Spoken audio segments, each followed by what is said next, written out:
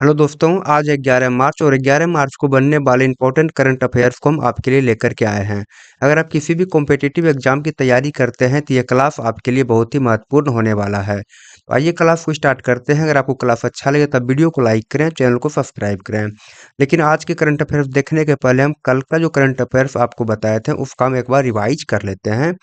तो कल हम आपसे पूछे थे कि हाल ही में 95 वर्ष की आयु में निधन हुए केजी जॉर्ज को किस युद्ध में उनके अदम्य साहस के लिए वीर चक्र से सम्मानित किया गया।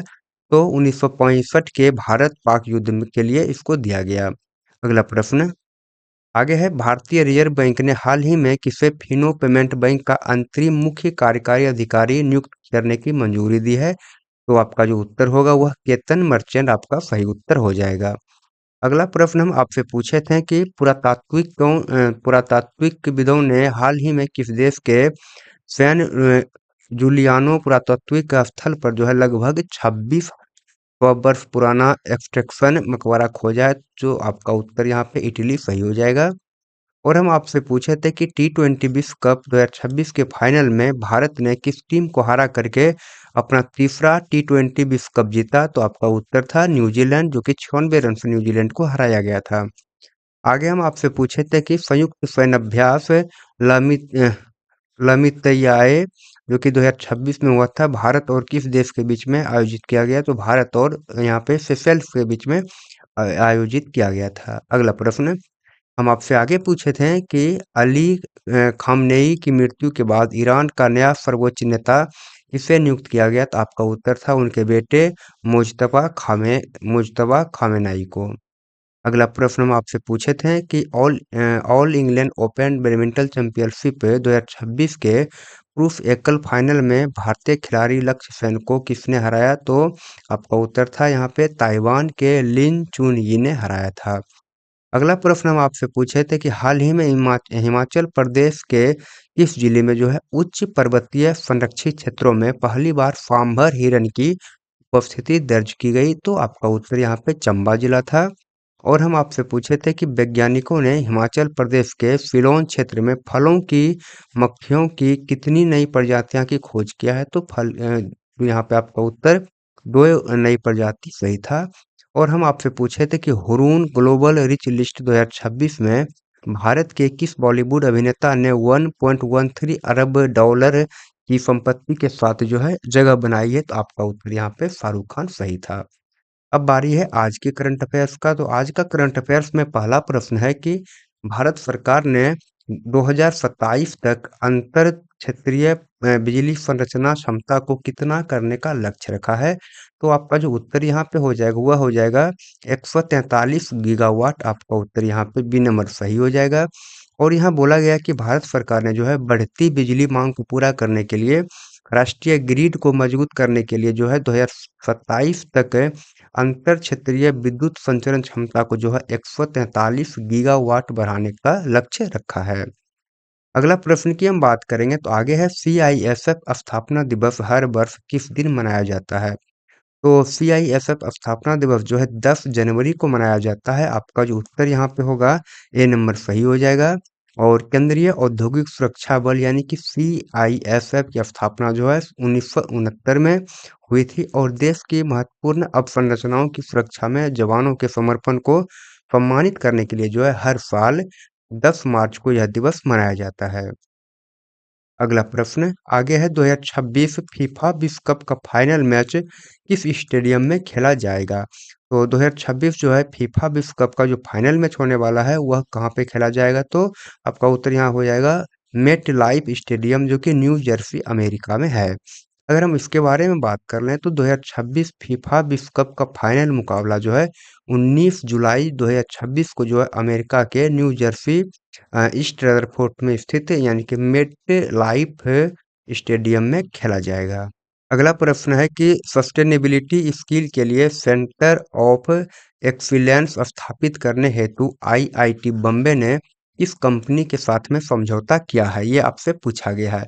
तो आपका जो उत्तर यहाँ पे हो जाएगा, यहाँ पे हनीवेल आपका उत्तर सी नंबर सही हो जाएगा। अगर हम इसके बारे में बात कर लें तो यहाँ पे आईआईटी बम्बे और हनीवेल ने मिलकर पवई परिसर में एक सेंटर ऑफ एक्सीलेंस शुरू किया है, जिसका उद्देश्य जो है 2030 तक 1 लाख छात्रों को जो है हरित प्रौद्योगिकी और सस्टेनेबिलिटी को प्रशिक्षित करना है। अगला प्रश्न यहाँ पे कि तेलंगाना गद्दार फिल्म पुरस्कार 2026 क्या पूछा गया आपसे? तो तेलंगाना गद्दार फिल्म पुरस्कार 2026 में रश्मिका मंदाना को किस फिल्म के लिए जो है सर्वश्रेष्ठ अभिनेत्री चुना गया है? तो आपका जो यहाँ पे उत्तर होगा वह हो जाएगा द गर्लफ्रेंड। ऑप्शन नंबर यहाँ पे आपका बी बिल्कुल सही उत्तर होगा। और रश्मिका मंदाना को Telugu romantic drama film the girlfriend में जो है भूमा देवी के भावनात्मक और प्रभावशाली किरदार के लिए तेलंगाना गद्दार फिल्म पुरस्कार में सर्वश्रेष्ठ अभिनेत्री का सम्मान दिया गया है। हम अगला प्रश्न की बात करेंगे आपसे, तो आगे है उत्तर प्रदेश सरकार द्वारा 20 लाख ग्रामीण घरों तक हाई स्पीड इंटरनेट पहुंचाने के लिए कौन सा प्रोजेक्ट शुरू किया गया है, ये आपसे पूछा गया है।